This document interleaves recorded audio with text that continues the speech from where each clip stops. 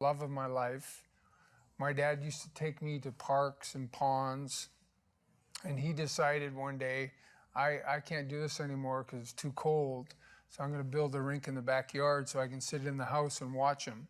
And so at the age of 4, 5, I would get up at 5 in the morning, I'd skate in the backyard, have to go to school, come home at lunch, skate for an hour, get home at 3 o'clock, skate till 11 o'clock.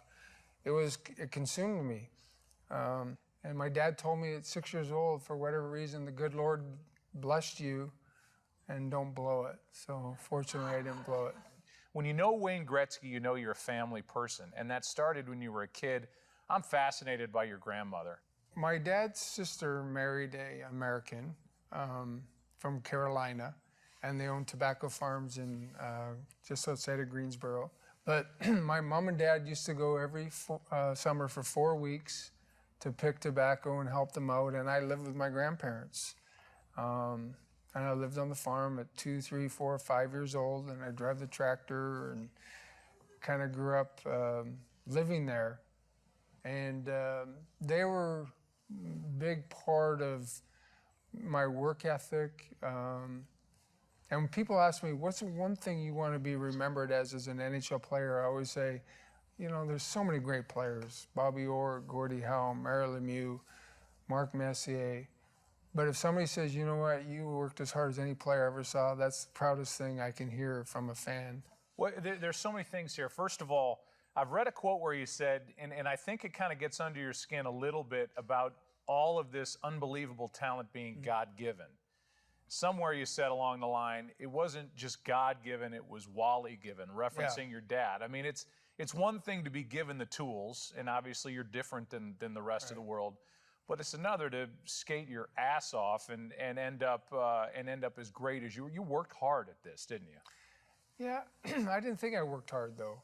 It was fun. It was fun, because my dream was to play for the Detroit Tigers.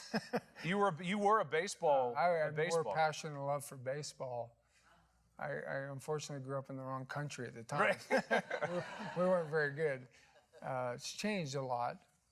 But my passion was to play for the Detroit Tigers. I remember, it was so funny because I had such a passion for baseball that one time I went down to the corner and there was this big open sort of lot.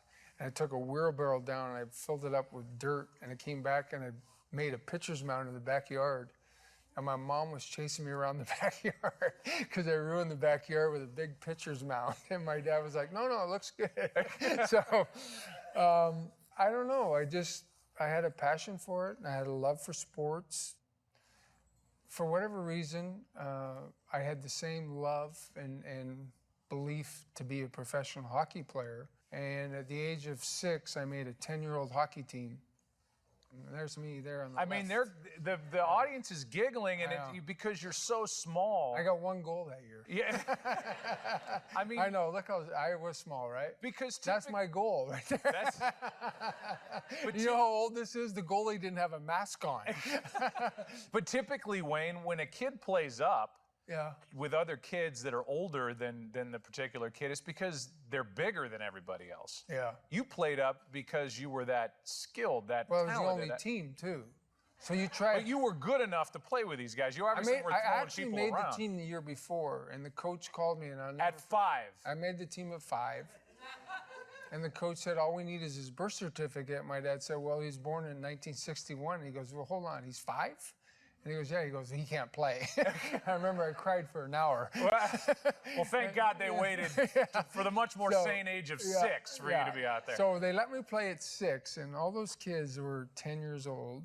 And so what happened was, in those days, he had 15 jerseys, right, for 10-year-olds. And so my jersey was so long that my dad said, oh, my God, you look like a baby out there. And that's how he started tucking my jersey in, so I didn't look so small. Which carried through your NHL career. And I just never got away from it. So this begins this run where, okay, you're 6 here with 10-year-olds. Yeah. By the time you're 10, tell the audience how many goals you scored. I can if you can't. Yeah. The year that you were 10. I had 400 goals. So in a season. We played 80 games. Did you think about passing at any point? I had 120 assists. Okay, well, there you go. No, so as a 10-year-old, every arena was jam-packed, and there'd be 2,000 people at a game, and I was a normal kid. I didn't even think anything of it. But people were aware of you. I mean, you were Yeah, it doing was a big- interviews at yeah. 8. But it was a bigger world in those days. You know, it's like today where, you know, I like to get up in the morning and have a coffee and read the newspaper. My kids, you know, are on the internet. They know everything that's going on, and the world's smaller. In those days, it was all hearsay.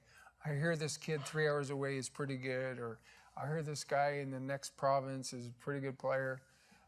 So you had to sort of build your reputation, and I just was a kid that played. And yet there seems to be this outside pressure on you building because of the reputation, because of the, hey, you got to come see this kid play. And people are talking about Wayne Gretzky. Did you feel pressure to be great even then? No, I didn't feel the pressure, but I was 10 years old, and we were invited to play in this hockey game. And the season had ended, and I'm a big believer to this day that when hockey season ends, you should put your equipment away, and you should play soccer or track and field or lacrosse or baseball. And so I was so excited when the season ended to put my equipment away because I loved baseball so much.